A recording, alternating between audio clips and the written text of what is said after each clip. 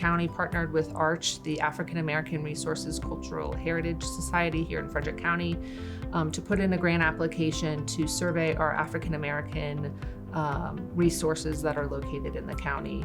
We were beginning to put in an application to start in the northern part of the county as our first phase when we learned that Catoctin-Furnace Historical Society was also interested in putting in a grant. So we all three partnered together. Catoctin-Furnace took the lead on the grant application, and we were successful in getting $50,000 to survey African American resources in the northern areas of the county, as well as to develop a historic context statement.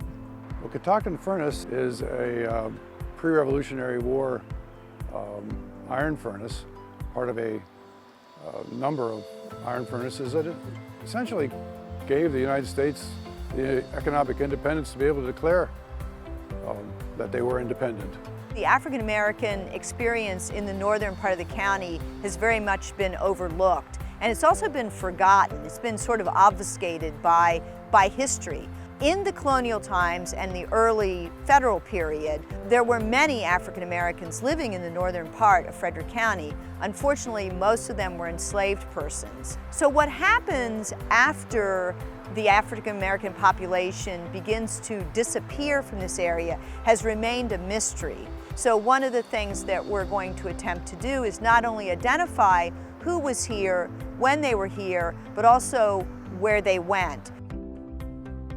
It's always been important to me. I've always been, a person who's studied and researched and talked about African American history. So I understand the history of African descended people and how that history has been marginalized. We have, I think, in the United States, a really strong understanding of agricultural enslavement, but industrial enslavement is something that a lot of people don't think about. They don't think about the fact that not all enslaved people worked in agriculture.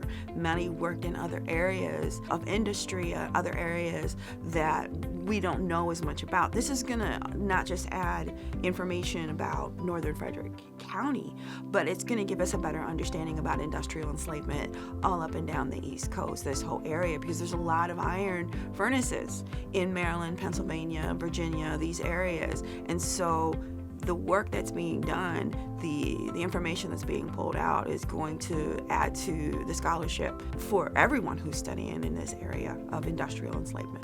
I would be excited to find out that I would be able to trace my ancestry back that far. I think that would be a wonderful addition to find out that your ancestors worked at this furnace, worked on the land that was owned by the first governor of the state, and to have a better understanding, because that's really, really difficult for most African Americans, just to have a better idea to humanize people rather than sort of looking at enslaved people as this collective of people without an identity.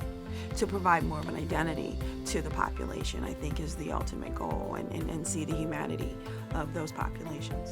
So we have a website that people can go to get additional information on the project. They can go to the Historic Preservation page on the county website and go to the Recovery and Identity tab. We have a whole list of information, updates on the project as it progresses. We also are interested in collecting memories and stories from the community about African American individuals, locations, events that may have occurred, not just in the northern county, but throughout the county. And they can fill out the public comment form and share that information.